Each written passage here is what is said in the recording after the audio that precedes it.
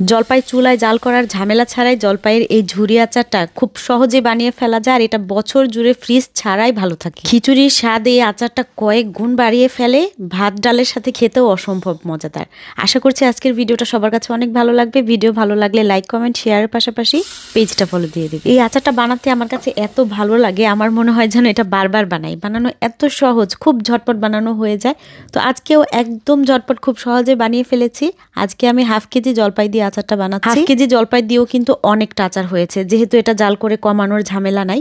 তো এখানে half KG জলপাই নিয়েছি। একটু বড় সাইজের জলপাই হলে আচারটা খুব আরামসে দেওয়া যায় আর কি, ছোট জলপাই হলেও চলবে।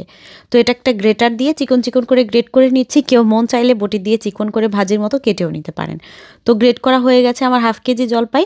গ্রেট করা জলপাইটাকে এইভাবে রেখে দিচ্ছি। রেখে এখন আমি মশলা তৈরি করে নিচ্ছি। মশলার জন্য 1 টেবিল চামচ করে নিচ্ছি সাদা আর কালো সরিষা। সরিষার মধ্যে মাটি থাকে, খুব ময়লা থাকে, বালি বালি যাতে না লাগে এজন্য ভালো করে ধুয়ে ছেঁকে নিয়েছি। তো গায়ে যেহেতু পানি ছিল, এটা আগে পানিটা টানিয়ে নিচ্ছি। সাথে দিয়েছি 4টা শুকনা মরিচ আর 1 টেবিল চামচ দিলাম পাঁচফোড়ন। পাঁচফোড়নের স্মেলটা খুব ভালোভাবে ছড়িয়ে যাওয়া পর্যন্ত নেড়ে চেড়ে ভালো করে একটু ভেজে নিলাম। কম আঁচে ভেজেছি যেন এই মশলাগুলো পুড়ে না যায়। তো মরিচ অনেক বেশি ভাজা লাগবে না, এটা চিলি ফ্লেক্সের জন্য যেরকম করা লাগে ওইরকম করলেই হয়। তারপর একটা গ্রাইন্ডারের জারের মধ্যে নিয়ে কয়েকটা পালস দিয়ে আধা ভাঙা করে নিয়েছি। অনেক বেশি মিহি গুঁড়া না, আবার একদম আস্তে আস্তেও নাই। তো মশলাটা করে রেখে এখানে আমি নিয়ে নিলাম হচ্ছে যে গ্রেট করে রেখেছিলাম জলপাই, তার উপরে দিয়ে দিলাম 1 চা চামচের মতো লবণ আর সামান্য একটু বিট লবণ, আধা চা চামচের মতো হবে বিট লবণ দিয়েছি। আধা চা চামচ করে দিলাম হলুদ আর মরিচের গুঁড়া। দিচ্ছি 3 চা চামচ হচ্ছে চিনি। চিনিটা স্বাদ মতো, এটা ইচ্ছে করলে স্কিপও করা যায়। যারা চিনি না খায়, পুরো আচারটা টক হলেও খেতে অনেক ভালো লাগে। আর মন চাইলে অবশ্যই আরও বেশি মিষ্টি দিয়েও বানানো যাবে। 3 টেবিল চামচ দিয়ে দিচ্ছি ভিনেগার বা সিরকা। দিয়ে দিলাম যেই মশলাটা আধা ভাঙা করে রেখেছিলাম সেই মশলাগুলো।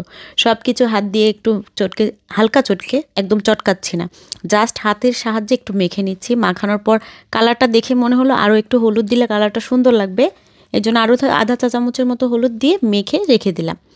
এখন পাশের চুলায় আমি সর্ষের তেল দিয়ে দিচ্ছি, যতটুকু সরিষার তেলে আচারটা ডুবিয়ে রাখার জন্য লাগবে। মানে বয়মের মধ্যে এই মিশ্রণটা দিয়ে দেওয়ার পর এটাকে ডুবিয়ে রাখার জন্য যতটুকু সরিষার তেল লাগবে ততটুকু সরিষার তেল গরম করতে দিতে হবে।